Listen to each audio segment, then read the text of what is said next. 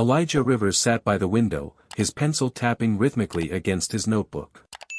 It wasn't nervousness, just habit, a habit his mother had always told him to break, but it helped him think. The classroom at Jefferson High School in Little Rock, Arkansas, was bustling with preschool chatter. But Elijah kept his eyes on the paper in front of him. He liked to get things done early. Abigail Thornton stood at the front of the room, scanning her notes. She had taught 6th grade for nearly 15 years and had developed a reputation for being strict but fair, at least among her favorite students. Elijah had never been one of them. She didn't insult him outright, didn't criticize him openly, but he sensed indifference. When he raised his hand, she rarely called him by name. When he got it right, she passed him by as if it were an accident. But when he got it wrong, there was a long silence, as if she were savoring the moment. Elijah noticed it. So did a few of his classmates. "Yo, she doesn't even look at you," Tyler Whitman, the boy sitting next to him, whispered one afternoon. "You're like an invisible teacher or something." Elijah shrugged. "Guess so. But today, something was different." Miss Thornton glanced at him more than usual. Not in a way that signaled trouble, but in an expectant way. The lesson began, a discussion of the Civil War. Elijah took notes, listened, waited for the familiar pattern to repeat itself. But then, something unexpected happened. "Elijah," Miss Thornton said. Her voice was clear. "Why aren't you answering this question?" Heads turned. The class fell silent. Elijah blinked. "Huh?" He heard his voice so low it was almost inaudible. "Can you tell us what the main reason was for the Civil War?" Elijah swallowed.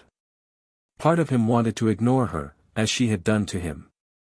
But another part, deep down, didn't want to miss this opportunity. If she wanted to test him, he wouldn't back down. There were many reasons, but the main one was slavery, Elijah said, keeping his voice even. It wasn't just a moral issue, it was an economic and political issue that affected both sides. This difference made it impossible for the North and the South to compromise, which led to war. The class was silent. A few people nodded. Tyler whistled softly. Miss Thornton looked at him intently. For a moment, something flashed in her eyes, surprise, maybe even confusion. She hadn't expected this. Hadn't expected Elijah to be so fluent and confident. But more importantly, for once, she couldn't ignore him. "Good, Elijah," she said, her voice a little hoarse. Elijah bowed his head, but there was a strange feeling inside. A small victory. A small change. But sometimes, the smallest changes make the biggest difference. She never called him. Elijah was used to that, to the way Miss Thornton ignored him during class, as if he were part of the classroom wall, unworthy of attention. But today, that changed. He sat up straight when he heard his name. A strange feeling crept into his gut, as if the gravity of the room had shifted toward him. "Elijah," she said, her voice calm but with a sharp edge to her words. "Stay here for a while." A few heads turned. But no one said anything. No one wanted to take the risk. Elijah gathered his things slowly, putting his notebook in his bag more slowly than usual before walking to the teacher's desk. Miss Thornton didn't look up right away. She was folding a few papers, as if considering something. "I overheard you talking the other day," she said, her eyes still on her clasped hands. "About your grandfather." Elijah frowned. He didn't remember what he'd said. But she seemed to remember. "What about him?"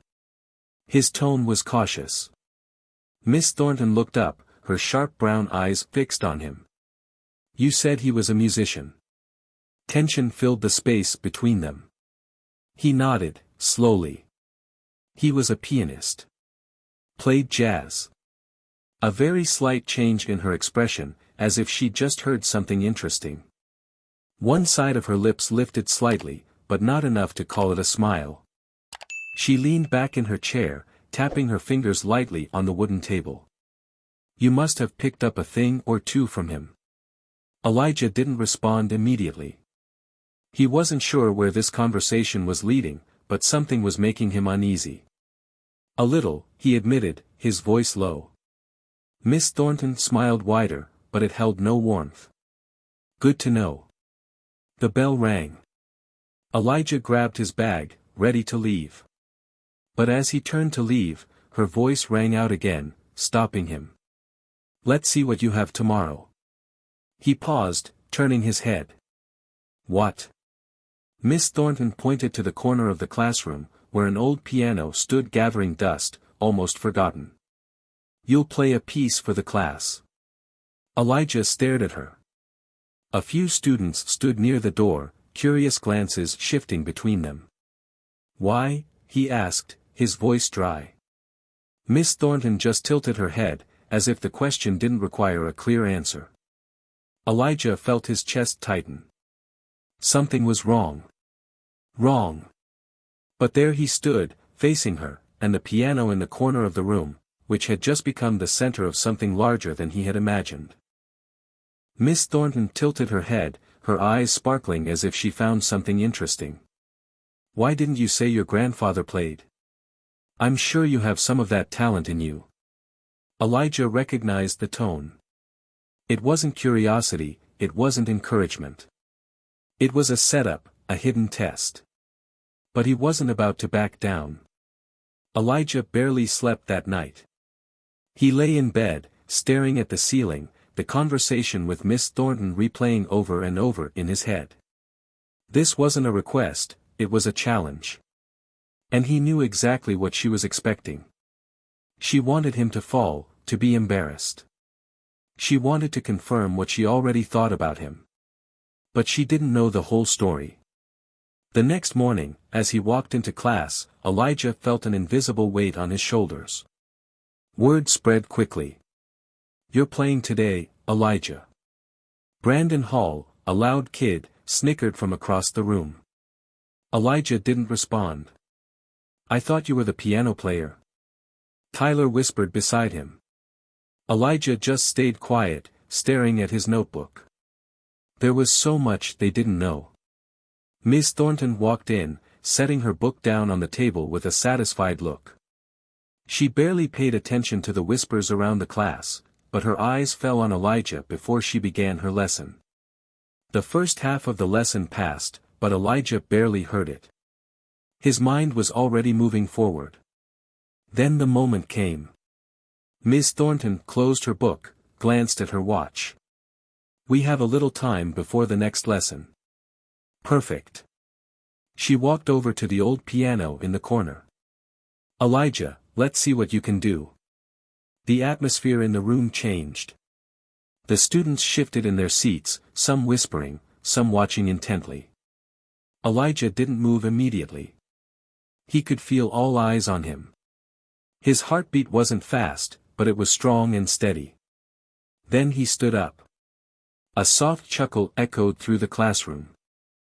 Someone muttered something, a small sound in the vastness of the classroom, but Elijah didn't need to hear it. He was used to the tone, the doubt, the challenge in the whispers. Miss Thornton clasped her hands together, her eyes uncertain. "Play whatever you want." Elijah had studied piano. The old keys, slightly yellowed with age, appeared before him. Some were chipped, the rough edges marked by time. He ran his fingers over them, feeling the coolness of the ivory and wood. The piano was out of tune, not much, but enough to notice if you listened. He took a deep breath, then sat down, fingers on the keys, ready. He knew exactly what he was going to play. Behind him, a chuckle rang out, so clear it seemed to be etched into the still air. It wasn't just about proving Miss Thornton wrong. It wasn't just about proving everyone wrong. It was a moment for them to remember him in a way they would never forget. The classroom had never been quieter. Even Miss Thornton, who carried herself with a smug confidence, had a curious glint in her eye. The students leaned forward, waiting. Some expected disaster. Others just wanted to see what Elijah would do. The keys were familiar beneath his fingertips, though this piano was nothing like the one at home.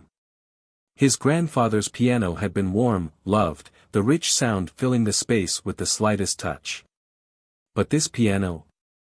The keys were a little stiff, the soundboard probably warped from years of neglect. Elijah closed his eyes for a moment, a deep breath, a perfect pause. Then he played.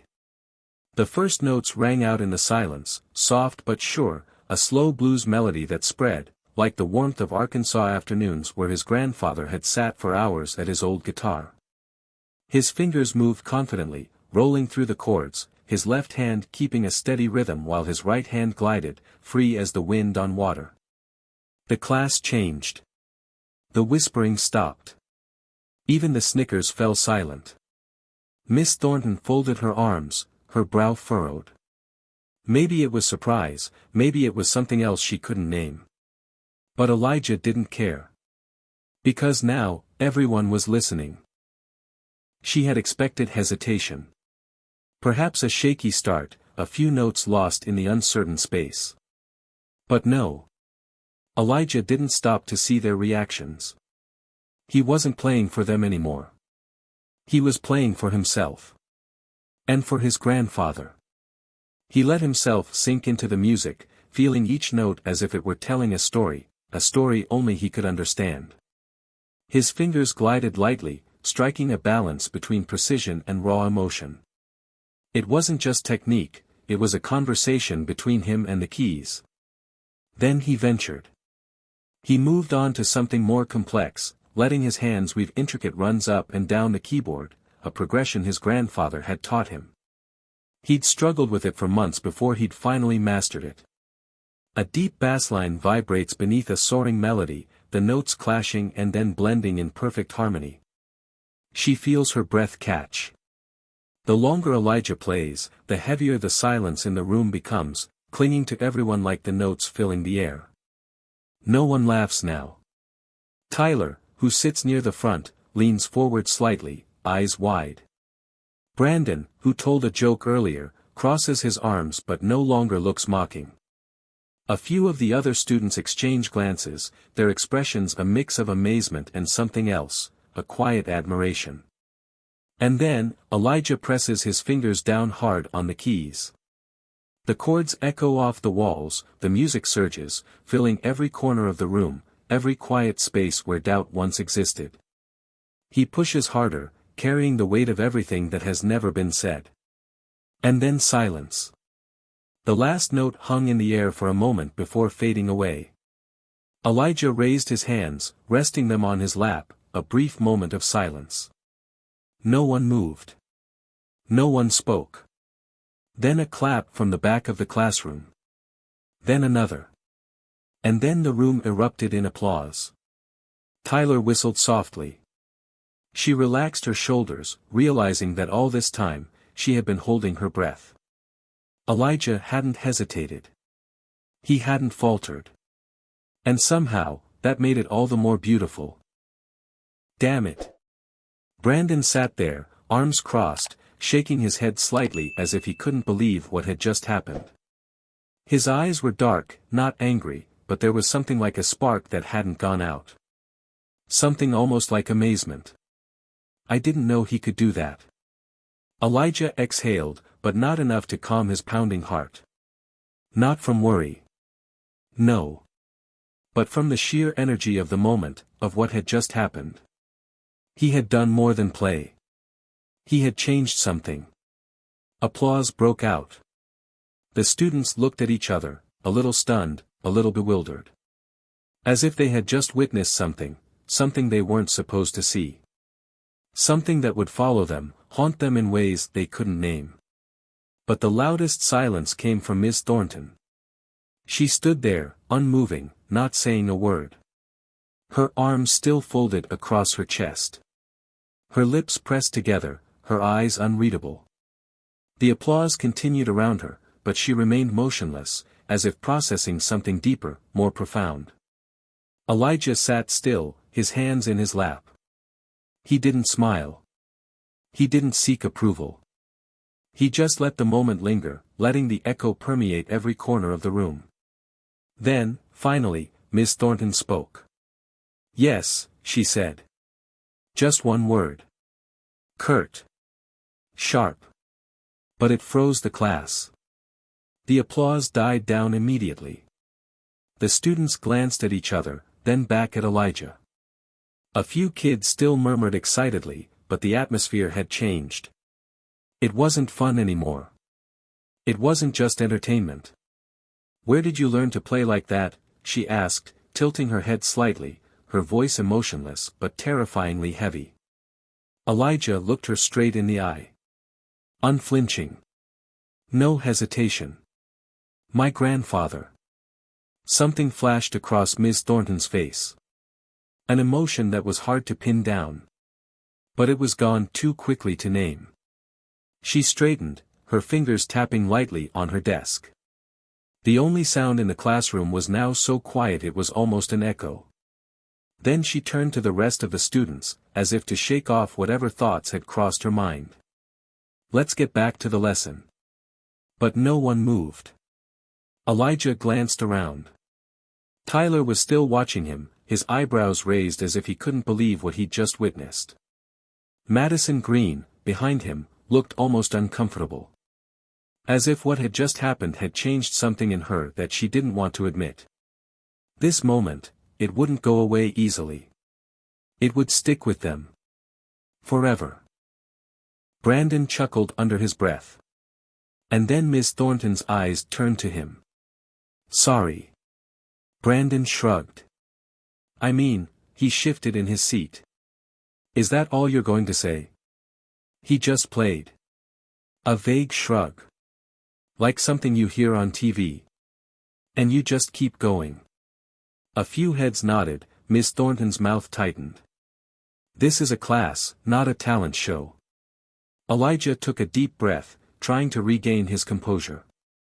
"You don't think I can play? Did you see the look in your eyes when you looked at me? Sharp. Evaluative." He didn't let her look away. "That's why you called me up here." Murmurs spread throughout the room. Miss Thornton let out a sigh. "I'm just giving you a chance to share your talent with the class."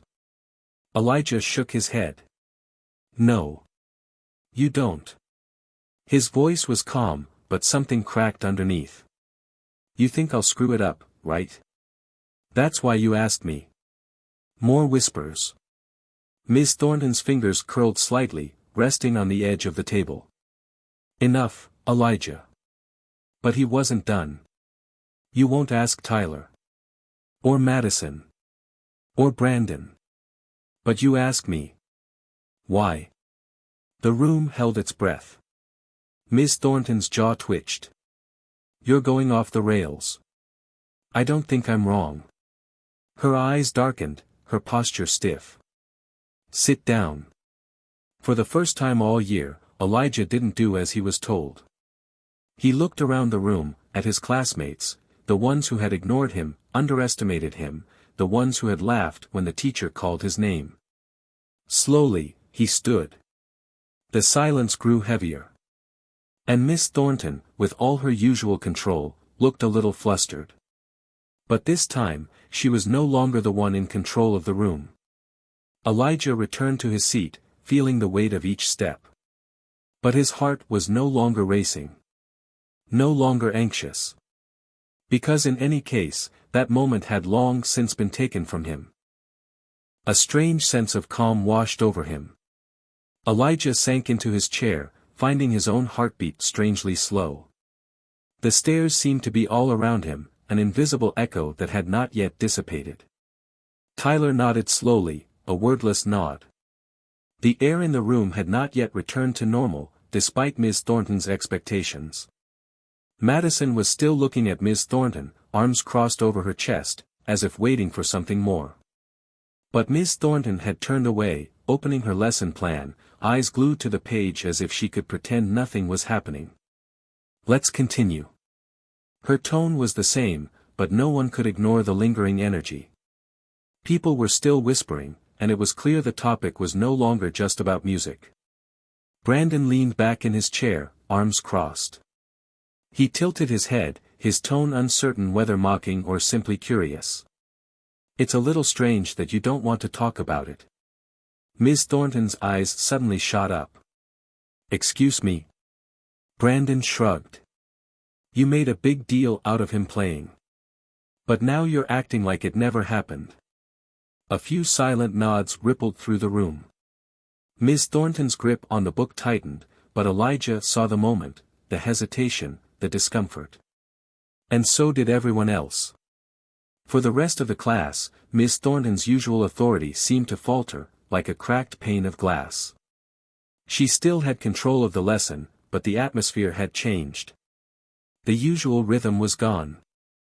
When the final bell rang, chairs scraped against the floor as students gathered their things. The whispers continued as they filed out. Elijah slung his bag over his shoulder and headed for the door. But just before he stepped out, Miss Thornton called his name. He turned. Just for a second. She looked like she was about to say something meaningful, something really important. But her expression quickly hardened. I hope you understand that this is still my class. Elijah studied her with the same calm. His voice was steady, unwavering. I know. A beat of silence passed between them. Then he turned and walked out into the hallway. Tyler caught up with him a moment later. Okay, buddy. Elijah shook his head, a grin on his face. What? Tyler raised an eyebrow at him. You just turned it upside down. Elijah sighed, shrugging. Yeah. Tyler chuckled, pushing his shoulder. So you're going to play again? Elijah was silent, thinking about it. Thinking about the feel of the keys under his fingers. About the music filling the room, spreading, stirring something inside him he hadn't realized before. And then he smiled. Yeah. I think I will. Because today, he wasn't just playing. He was listening. Elijah walked home that afternoon, feeling lighter than ever. The sun hung low over West Markham, lengthening shadows on the sidewalk. His steps were slow but not as heavy as before. The tension, the doubts he'd carried with him for days, seemed to melt away with each step he took down the familiar path. He stopped at the corner store, grabbing a bottle of water. Mr. Henson, the owner, looked at him with his old, understanding eyes. You look like you've done something important. Elijah hesitated, then smiled. Maybe so. By the time he got home, the kitchen was filled with the smell of fried catfish and cornbread. His mother was standing at the stove, humming an old tune as she turned a pan full of food. She didn't turn around, but she was aware of his presence. You're late. Elijah set his bag down by the door and sat at the kitchen table. It's been a long day. His mother glanced over her shoulder at him. Good or bad? He thought about it. About the moment the room fell silent as he played. About the way Miss Thornton looked at him, the way his friends looked at him, really seeing him, maybe for the first time. He nodded slowly. Good. His mother turned off the stove, wiped her hands on a towel, and sat down across from him. Do you want to talk about it? Elijah took a deep breath, then nodded. Over the next 15 minutes, he told her everything. About the anxiety, about the moment he put his hands on the keys, about how it felt to finally have a voice for himself through music. His mother didn't interrupt. Didn't push. She just listened. Her face alternated between worry, pride, and something else, something softer, almost sad. When he finished, she let out a sigh of relief. It sounds like you've upset someone. Elijah frowned, considering it. I think so. His mother studied his face for a moment. And how do you feel about that?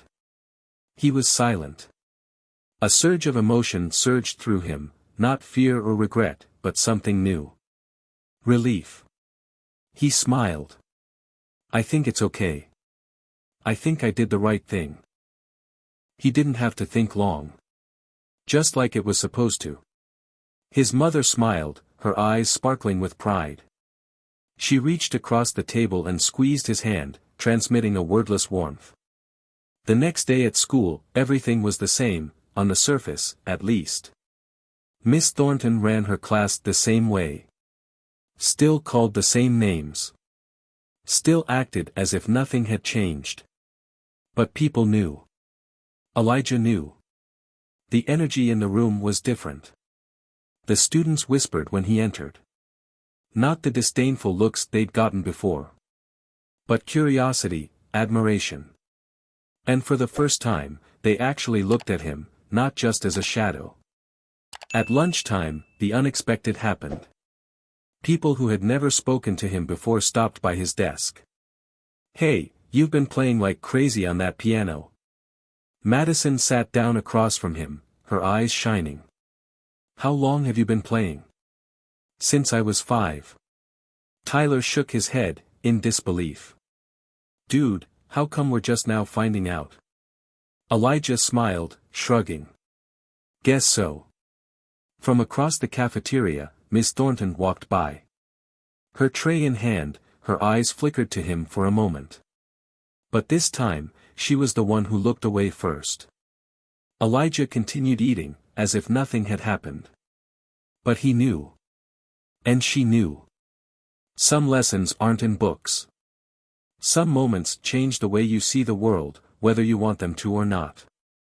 For a year, Miss Thornton had been looking right through Elijah. And in just a few minutes, he was sure it would never happen again. Maybe she would never say it. Maybe she would never admit what she did, what she assumed. But that didn't matter. Because now, Elijah understood something she didn't. When someone tries to silence you, when they try to belittle you, the most powerful thing you can do is let your talent speak. And when you do, they have no choice but to listen.